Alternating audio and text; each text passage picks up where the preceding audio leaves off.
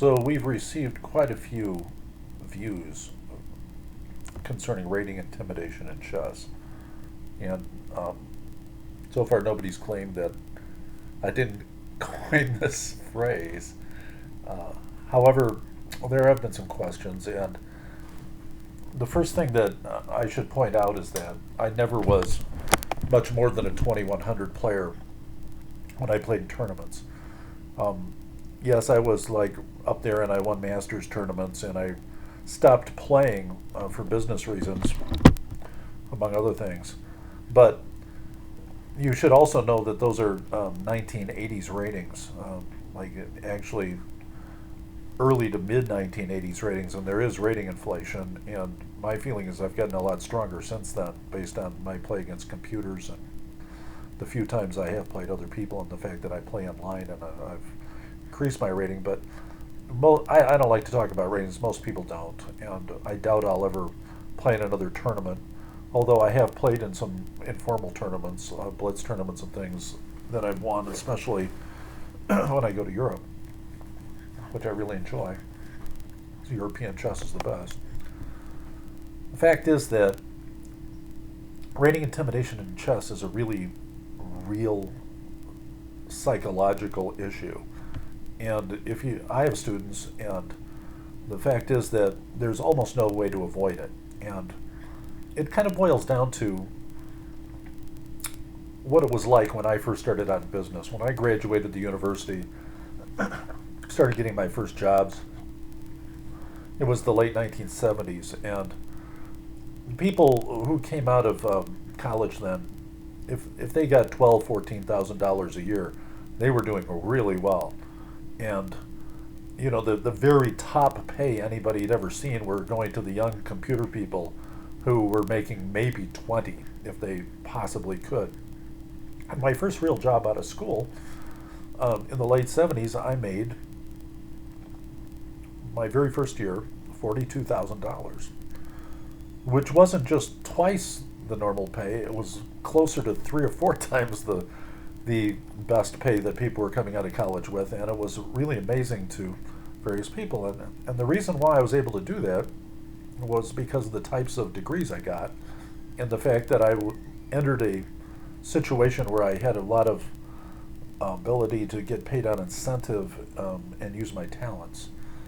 And at that point in time, making money became much more important.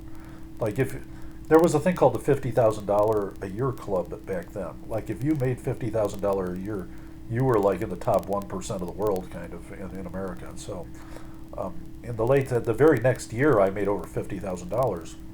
Well, when I first started interviewing for jobs, people would say to me, they'd say, "Well, have you made?" I was interviewing for a $50,000 a year job, and their first question was, What did you make last year?" Which they really shouldn't ask, but they were entitled to. And unless it was more than 50,000, they said, "Well, we just don't hire people unless they've made $50,000 a year. You're asking for a $50,000 a year job. What makes you think you're worth that? Because you haven't made $50,000 a year." Well, obviously there's a catch-22 there. If you haven't made it, how are you ever going to make it based on that criteria? So the only way to do it is to actually have made $50,000 a year. So as soon as I'd made $50,000 a year, which was my second year out of school, I gladly said, "Yeah, I made $50,000 last year," and they didn't believe me. Here I was like 23 years old or something. And so by today's standards, that's more like $150,000 a year, or whatever people say it is with inflation now. Now there's a $150,000 a year club. They call it $1.50. So the answer is, yeah, okay, I'll show you my tax return. How's that? And nobody ever said, "Well, okay, I don't want to see that." It was like they were amazed, because I was making much more than the people who were interviewing me, and they were jealous and angry, and there was all kinds of other things going on. But all of a sudden, I was in that club, and as soon as you're in that club, guess what? Everybody likes you. And, once you prove that, it's easy. You simply, "Oh, yeah, well, now I ask for any $50,000 a year job and all," And, you never have to look back after that. It's like what Tevye says in Fiddler on the Roof. "When you're rich, they really think you know." Well, guess what? There's politicians today, and one in particular comes in mind, that I've watched on TV a heck of a lot. And, I've watched this person over the years in various venues, and they have really, really bad business judgment, and the fact is that everybody worships their business judgment, and I keep thinking to myself, well, boy, this person really, you know, they're all bluster and intimidation, and basically they're living off the fact that they have a lot of money and that they're at the top of a corporation, because the criteria by which they're making decisions is really poor. And they spell out the criteria and then they make the decision and it's really poor. It's just about, it's a C and B decisions based on the corporate world that I've seen.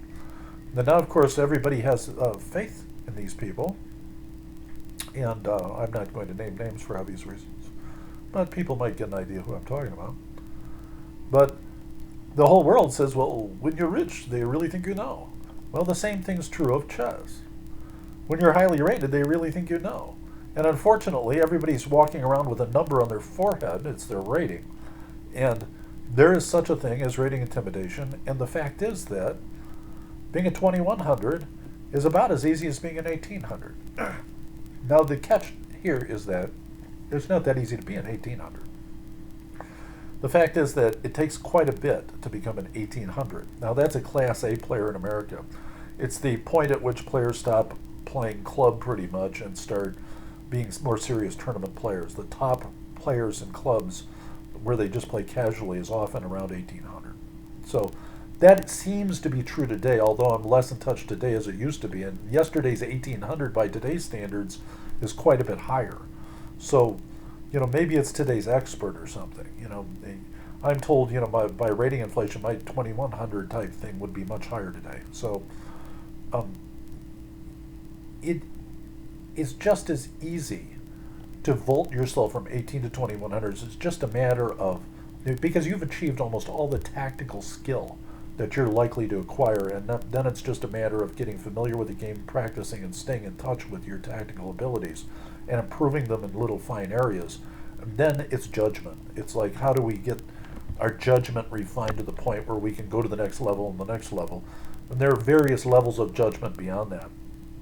And what's happening is you're beating yourself, as we discussed in the rating intimidation before, because you're looking at the other person's number to a large extent.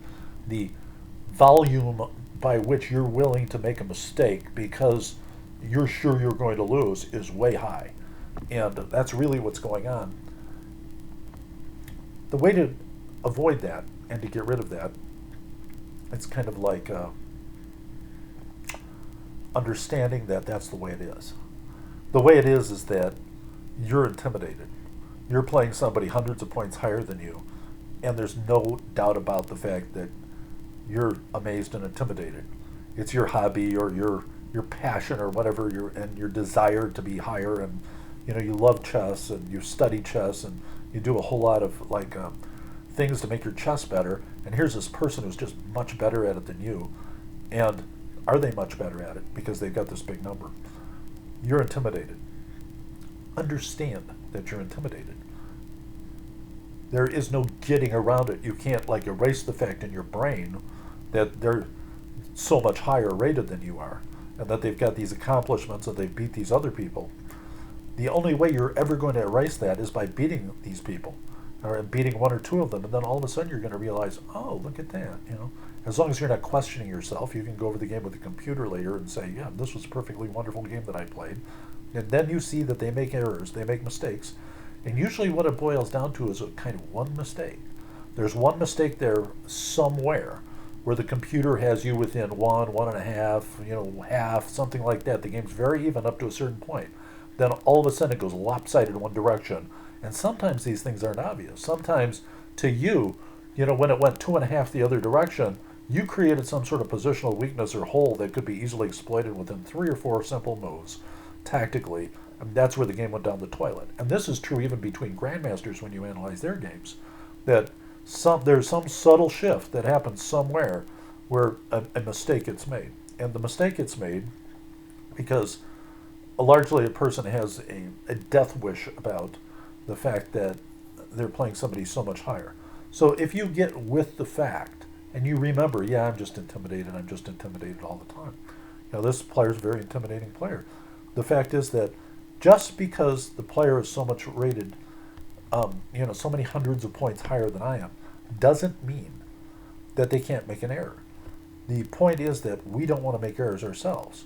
And it is possible these players get beat every day like this. And don't forget that I'm being intimidated. And as long as you remember you're being intimidated by that number, that gives you power over the fact that you're being intimidated by that number. And the intimidation tends to get neutralized. So be with the fact that there's no way around the fact that they have that number and you have your number. That is how that works. And when you start beating 23, 2400s in tournament for the first time, this will all of a sudden become apparent. Now, I've never played a Grandmaster in tournament. However, I played Grandmasters in Simul's. And that's kind of unfair because they're playing a lot of people and Simul's are a different animal. But I have a lifetime plus score against Grandmasters in Simul's. So, and ex-world champions. And so I know by which I speak. The fact is that, if they beat a whole room full of masters in a simul, they're still playing pretty good chess. But if I'm the one who beat them, I'm playing pretty good chess. So if you are with the fact that they're intimidating you, it gives you power over your own thought process. And that's my lesson for today.